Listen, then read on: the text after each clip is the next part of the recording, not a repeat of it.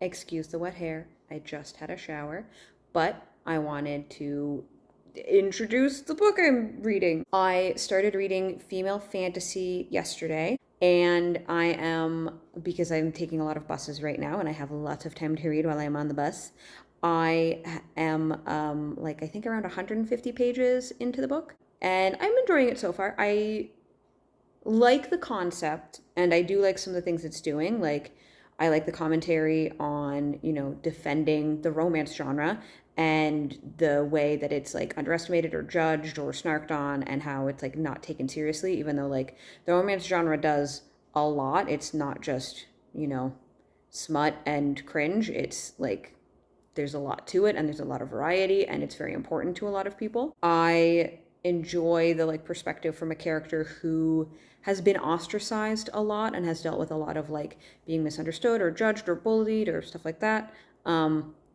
I have experienced similar for different reasons, because I was not an Iranian American growing up in America during the war on Iran. That's a real different experience. But not really having friends and stuff like that, I get that. And of course, I really like, friends to lovers stories. This isn't exactly friends to lovers, but like, Junie and Nico have known each other for years and years and years and years. Nico is Junie's older brother's best friend.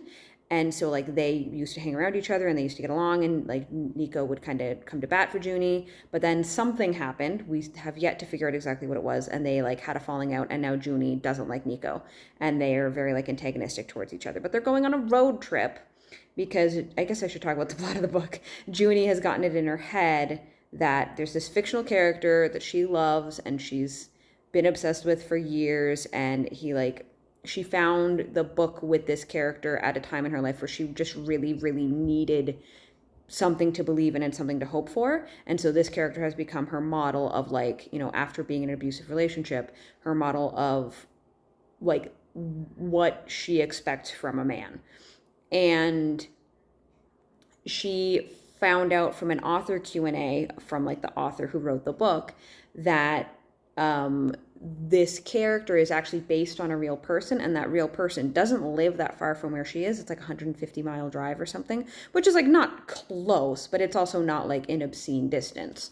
So she wants to drive to New York where this person lives and try to meet him and like see if there's some kind of connection there, given that, well, he's the model for her ideal man. So if her ideal man exists, then it must be this person.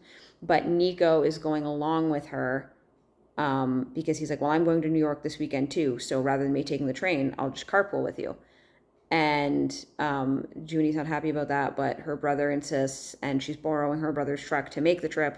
So she has no choice. And that's where I'm at right now. So I'm enjoying that. I do enjoy the little snippets of the like, we get pieces of the book in question that like Junie fell in love with. And I'm enjoying that, and like some of the little ways that it like pokes at and parodies the romance genre.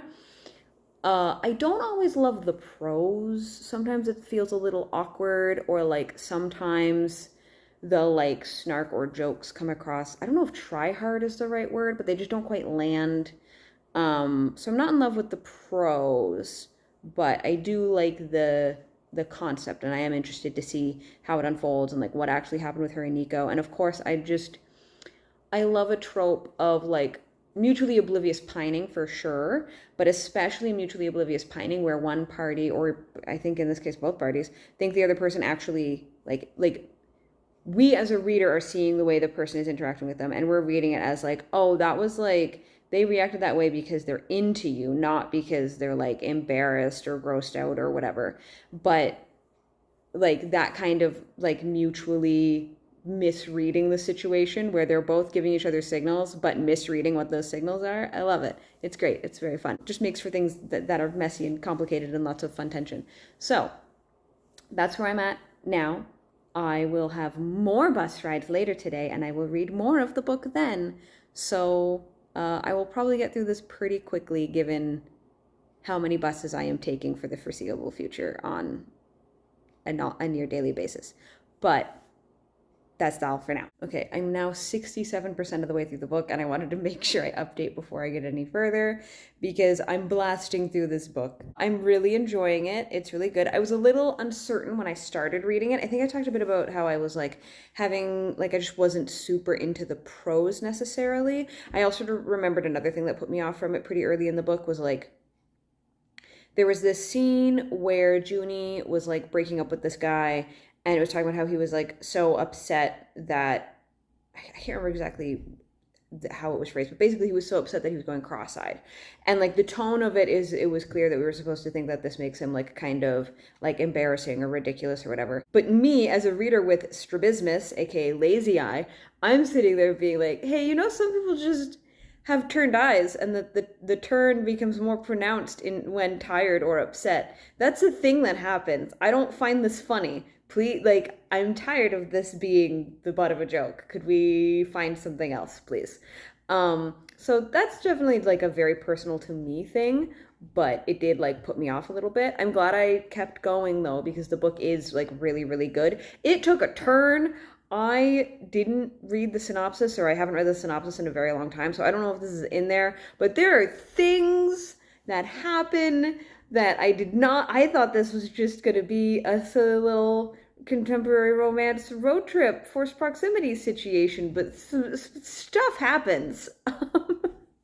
It's really good. It's very fun. I'm enjoying it. It's ridiculous, but like it's a fun ridiculous. So I'm really enjoying it. I also like the little snapshots of the like book within a book that is like it's Junie's favorite series. Reich is her like dream man, all this stuff. I like the little snapshots we're getting of that. I'm now at the point where the like third act conflict has come up, and it's one of those things where it's like, of course I'm frustrated and like annoyed with Junie, but I also like kind of get it, especially in the context of like the way she understands Nico and his view of the world. Like it makes sense that she's interpreting things the way that she is, particularly given like Nico did not, she expressed this view to him and Nico did not correct it. He didn't say, I don't see things that way anymore. So as far as she's concerned, things are continuing as they were.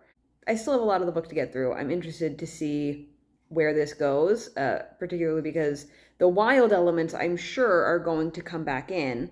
So I want to know like, how does that happen and how does that unfold? My debate right now is, do I finish reading that this weekend and then pick up a new book for all of my buses next week? Or do I save this for when I'm on the bus and keep reading the physical book I have right now? Because I'm still reading, to place this in some kind of timeline, because I don't know when any of these videos are coming out, I'm still reading River of Bones and Other Stories by Rebecca Roanhorse. I think I have one short story left and then the novella.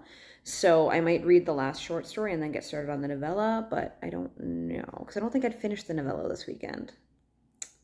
I don't know. We'll see. We'll see what I do. But I'm enjoying this book so far, and I am excited to finish it. It won't be long until I finish it whenever I pick it back up again. So my next update will likely be when I have finished the book. I finished reading Female Fantasy today. It was very good. I really enjoyed it. Not quite a 5-star.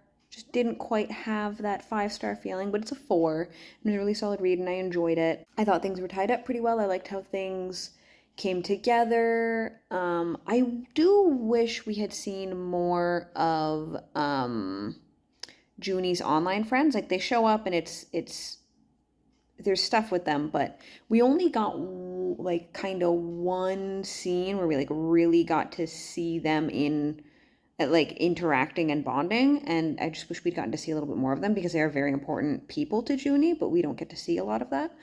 I enjoyed the romance. I think Junie and Nico are both like interesting people, and I thought their like backstory together was interesting. I like that they both had to learn to recognize and unpack and contend with their own personal baggage and damage before they got together. Oh, I guess one thing I could talk about is, so I was talking about I wish we saw more of Junie's online friends, but I also like, as much as I did like that the book included excerpts from the fictional novel that Junie is obsessed with, and like that's her basis of what an ideal man is the leading man from this series. And I did like seeing all of those little snippets and like getting an actual, like having context for what Junie is talking about and all the references she makes to the series and this kind of stuff. And I also just like, from a craft perspective, I appreciate that this author essentially wrote 2 books to write this one story, which is, that's a lot. I do feel, however, that there's something to be said for like, yes, this is a cool element to include. Yes, it's nice for it to give added context. But like when it comes down to it, if we had to sacrifice one of those scenes from this novel within a novel to get an additional scene with Junie and her friends so that we could like see more of them together and have a better established like just have all of that better established, I would have preferred that. But yeah, I did enjoy this. I am happy I read it and I gave it a 4 star. If you made it this far, thank you so much for watching. Please leave some kind of mermaid emoji below because the novel within a novel is about mermaids. And I will see you in my next video. Bye!